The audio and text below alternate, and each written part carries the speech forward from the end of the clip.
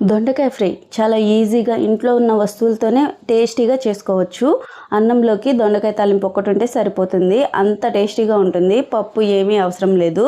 ముందుగా అయితే దొండకాయల్ని సన్నగా రౌండ్గా ముక్కలుగా తరుక్కోవాలి. తర్వాత బాండిల్ పొయ్యి మీద పెట్టుకొని కొంచెం ఆయిల్ వేసుకొని ఆయిల్ బాగా హీట్ అయిన తర్వాత దొండకాయలని అయితే బాగా ఫ్రై చేసుకోవాలి.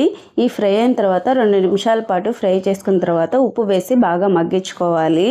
ఇంతలోగా ఎండుమిరపకాయలు కొంచెం జీలకర్ర తెల్లగడ్డ వేసి మిక్సీ అయితే పట్టుకోవచ్చుకుంటున్నాను నేను. ఇవి లాస్ట్లో వేసేసి తాలింపునైతే దించేసుకోవడమేను.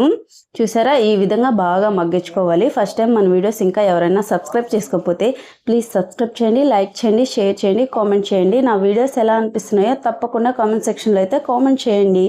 ఇప్పుడైతే ఈ మిరప్పొడిని అయితే చల్లేసుకొని ఒక 2 నిమిషాల పాటు ఫ్రై చేసుకున్నామంటే మనకు దొండకాయ తాలింపు రెడీ. నా వీడియోస్ నచ్చితే లైక్ ఇవ్వచ్చుగా. Thank you.